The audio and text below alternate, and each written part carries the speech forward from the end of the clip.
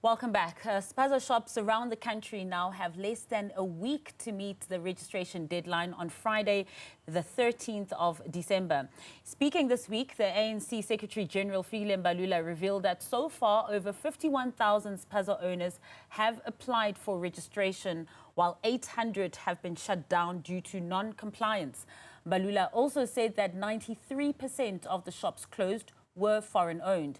As the deadline ticks closer, many Spaza shop owners are still pleading for more time from government to get through the registration process. For more on the process so far, the challenges and what's expected ahead of the deadline, we are joined in studio by Michael Ramothopo, who is the Deputy President of the South African Spaza and Tuckshop Association. We're also joined by Phillip and Mandla Nhlapho, a family that has long been in the Spaza shop business. A very good evening to you, gentlemen. Thank you so much for coming into studio. Thank you very much. Thank you. Michael, I think I'd like to start with you, just as the Deputy President of the South African Spaza and Tuckshop Association. We've been seeing the glitches, the challenges with this process. How would you describe this registration process so far? I'd say this registration process, it's very stringent, it's very tiring for most people. There's a lot that they must comply with.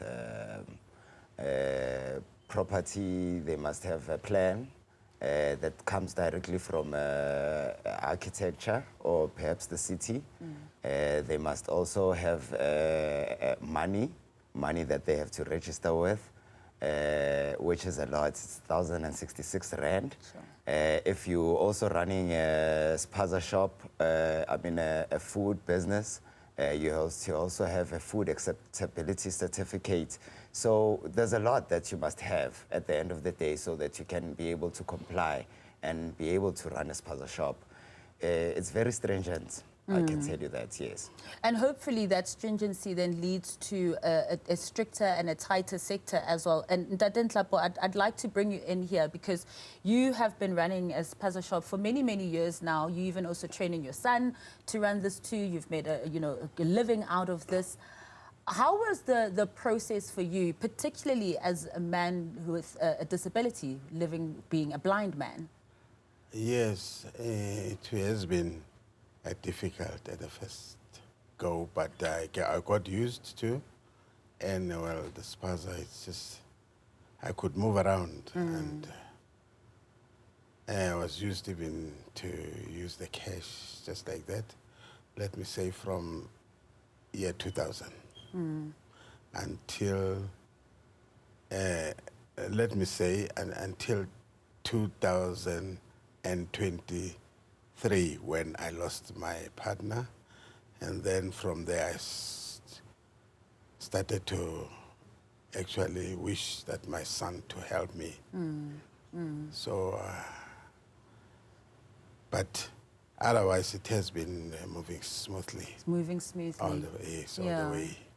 And for you, Ntate Phillip, when you've been hearing about these deaths as well, of children dying after they've gone to buy snacks at Spaza shops, as somebody who's been running a successful Spaza shop for many, many years, what were your thoughts in terms of the sector, this industry that you're in, and what's going wrong? In fact, I was just puzzled because since I started, we never had problems with serving the children and all that. And when we start now hearing that there are children dying and all that, we got shocked. So we worried what is actually taking place, because we never ever experienced that since we have been starting with the children from when they took the children to the creche and they get the provision for the children from schools, and to the others from high schools around. But we never had such a problem. We were shocked when we started hearing that here it started. I started to hear when it happened at Naledi. Then I was shocked. Yeah. What is going on? And now I even stopped to sell this snacks like Zimbas and so forth, not knowing what is actually happening. Yeah. But I just tried to reduce selling them. Yeah, just to be Because I was extra not- safe as well. Yes. Yeah, and for you, Abu Mandla, you know, you've obviously been also working with your dad, and also you've been trying to register with this looming deadline. We just heard from Michael as well. Not only is it stringent, but also it's a bit pricey. 1,066 rand is not cheap, you know. How has the process been for you, this registration process in particular? Yeah, sure. Yeah, it is challenging. It is challenging, really. Yeah, because they want so many things. Yeah, like title deed, all those things, and even money.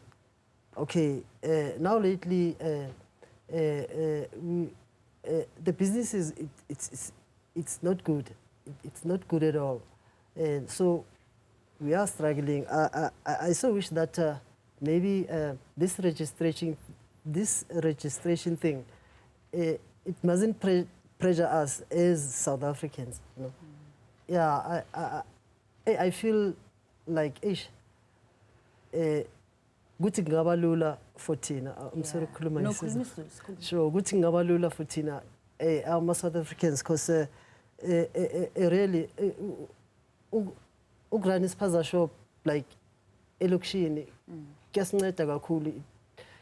Like on my side, the Spaza shop is kababa. Singithathile sangibeka intweni eziningi. I mean, going to school, it's been so helpful. Yeah, so I feel for us South Africans, hey, let it be easy.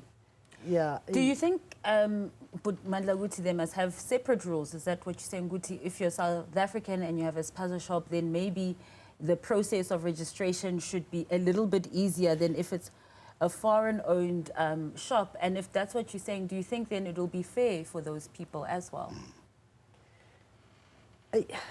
Guti, different rules, yeah, one.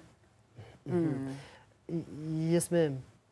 Yes, ma'am. I think for us South Africans, mabasibhekele ngenye indlela.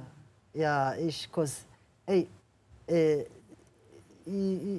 running ispaza shop siyanceda for abanye abantu. Like, I mean, most of us asikhona ukuthola umsebenzi. We're not working, so ispaza shop siyanceda kakhulu. Yeah, then ukuthi umuntu ahlale nje lokishini angayenzi next, you know, kuba nzima kakhulu. And when you hear Guti Phillip and Mbalula ati from the shops that were closed, 93% of them were foreign-owned. How does that make you feel, Mawusa Guti? 93% of the ones that have been closed are not local Spaza shops. Okay, leyo ayijabulisi ngoba okay nabo abantu bayazamela. But just that they're pressuring us. Thina abantu bangapha South Africa, they're selling everything cheap. And into enokungizwisa ubuhlungu ukuthi most of their products bazenzela like backdoor, you know. So feel like we're not safe. Like, we don't know whatever they're using, produce all those things. I was saying sellers on ukuthi, are they genuine? Are CB poisoned? Yeah, so certain be like, yo, it's scary. Yeah, it's scary. Yeah, too. You know, Michael, you're also listening to, you know, a father and son duo saying, look, this business has put us through a lot. You know, we're able to do all this. And you're saying that the requirements are a little bit too stringent. But what has happened with a lax system and relaxed laws is that now we've got over 23 children who've died. Do you think that having a stricter process like this one, as much as it's difficult, they're asking for intos ning, but do you think it'll at least lead to less deaths and hopefully no deaths? I was speaking to Ubaba earlier on and asking him, I mean, he's been running this Spaza shop for like 25 years. And within the 24 years, I mean, 24 years to be exact, within the 24 years, has he ever experienced anything like this happen? Let's say 22 years, because the child from Naledi started dying from last year. It's not this year that this thing is happening. We don't know about all the unreported issues, unreported stories all over the country that have happened, that perhaps maybe municipalities have stopped from being aired by media or getting on social media.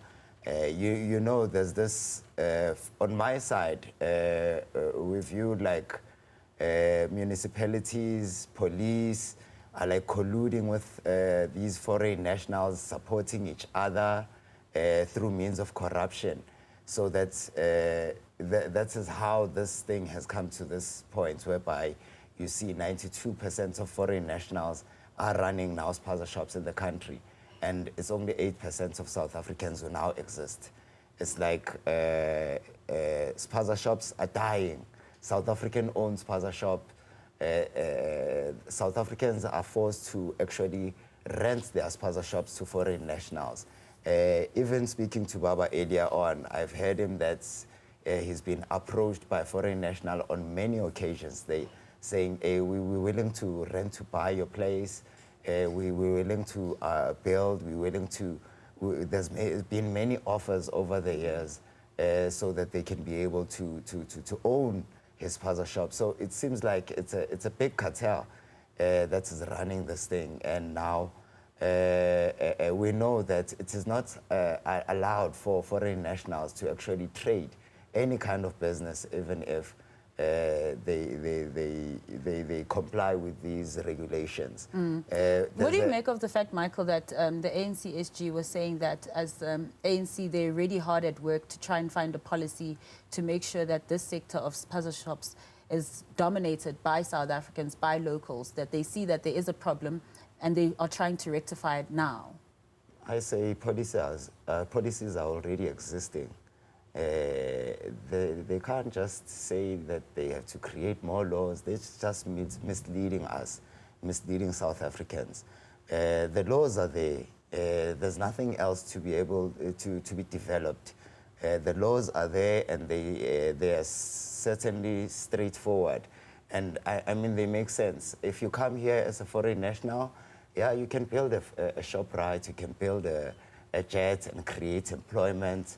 And be able to actually create an impact, a positive impact as a foreign national. We don't object to that. But if you're coming here, operating a business, trying to avoid tax, trying to avoid all these compliances, as a foreign national, trying not to actually develop the country, I don't know what your intention. Is it to destroy us as South Africans, just as these children have died? I don't know what their intention is, and I don't know why government is actually lobbying on their behalf. It's clearly caused a lot of mistrust. But Phillip and Nhlapho, I want you to come in here before we let you go to say that, you know, you've also taken extra means. You were talking about there's certain items that you decided not to sell, even though your shop has never had an incident. Are you confident that following this process, you'll be able to continue to run a successful Spaza shop, that people will still be coming? Because now people don't trust, you know, if I go to the Spaza shop, if my child goes, what's going to happen? Do you feel that after this registration process, beyond this deadline, that things are going to get better and you will be able to run a successful, profitable business? Yeah, if my business can work like before. But I have a confidence because I don't know how this foreigners got, you know, to come to South Africa and in such big numbers and targeted the Spaza shops. The Spaza shops also, it's not actually reducing the unemployment in South Africa, but it's working for them. It's okay. We don't argue for that. But if they are coming the right channel to South Africa and work fairly, and then we find that now we don't have any chance. They are occupying. Even that's why other people, they even decided to rent their spazas to them. Yeah, and as we heard also Michael saying that you've also faced some offers there too. The majority decided to rent their places.